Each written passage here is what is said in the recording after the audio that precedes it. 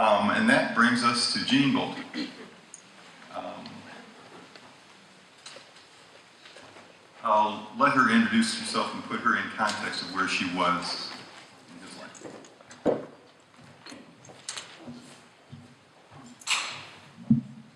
Hi, I'm Jean, as I was introduced. I have known Jack, worked with him for 25 years, and we shared an office for a couple of those years over at Kerner. And that, those were probably, if I look back, the funnest years I ever had at ILM, and it was really because of him. Jack, when you drive into work in the morning and you would look forward to your day because you know you had somebody to get up to things with. You know, Jack was going to make it fine. And when we worked, you know, we got things done, but there was always somebody kind of there to like be a partner in crime. And I remember one time we made a sneaky deal between the two of us that we were going to have a contest to see who could be the nicest person in the room. And so, for a while we were one-upping each other and being really complimentary and being super helpful to everybody. And I remember that Jack took around like this tray of snacks. So I had to go in the kitchen and make like a tray of tea and offer that around. And because our office mates who were Lisa Dristova, Wes Takahashi, Guy Hudson, oh my God, and Kevin, actually Janet's husband Kevin, for those of you who know, and they just thought it was great. They had no idea we were up to something. They just thought we were being nice, which made it that much better until finally, I had to go, which I frequently had to do. I had to go outside, we had an outside door, and just sit on the curb and just clutch hold of something. That's what Jack would make you do. You'd laugh so hard that you had to kind of get hold of something and just pull yourself together before you could go back in. I remember one time we were driving for some reason to Berkeley in my car, and I was always paranoid driving over a bridge. And it was a terrible day. It was storming, and the wind whipped up, and there was all this fog, and I said, and Jack did that thing, do you remember when he would do this when he was contented? He was just looking out the window. And I said, Jack, I'm starting to panic. Please sing something so that I can calm down. And Jack went, London Bridge is falling.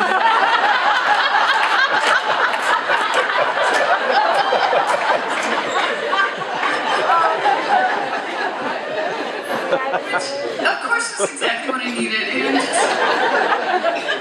I mean, you could not be stressed out when you're with Jack. That was the thing that he gave you, was that he would make it okay, whatever it was. He would make you feel good. He would make you laugh. And I've been thinking about what happens when you lose someone that you love. And what I think we all know is that you lose two things. You have to lose the person, but you also lose a part of yourself that you are only that person when you're with them. It's like they put a light on you and you reflect back something that is unique when you're with that person. And the person that I was when I was with Jack was like my favorite version of me. And so it's been particularly hard to lose him. The person I was when I was with Jack was somebody who was happy. And I also felt like I was somebody who was funny. You know, Jack would make you feel funny, even though we all know that he was the quick wit. And I also felt I was very conscious of this, that I was somebody who was lucky. And I don't know if I'll be laughing quite as much without Jack around, but I know that I will always feel that I'm lucky because I had all those memories for all that time. Well done.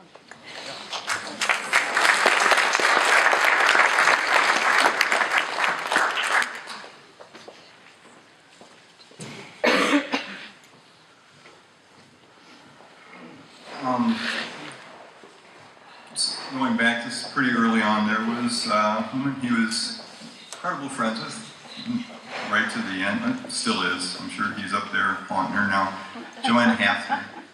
And at ILM, they were about as married as you could get. I was fortunate enough to share office space with them for a while, and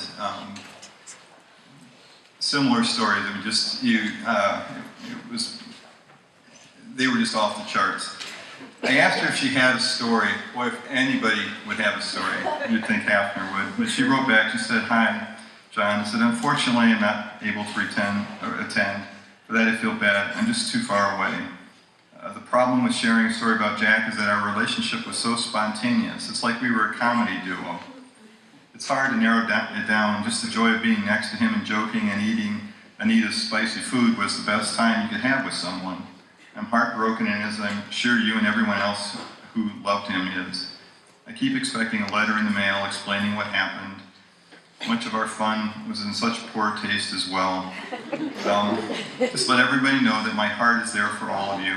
It always will be." But this was the line she sent me. "I have a great story about me and Jack. It involves me eating a banana at a Human Resources Sexual Harassment Center." So on. So you can ask her about that.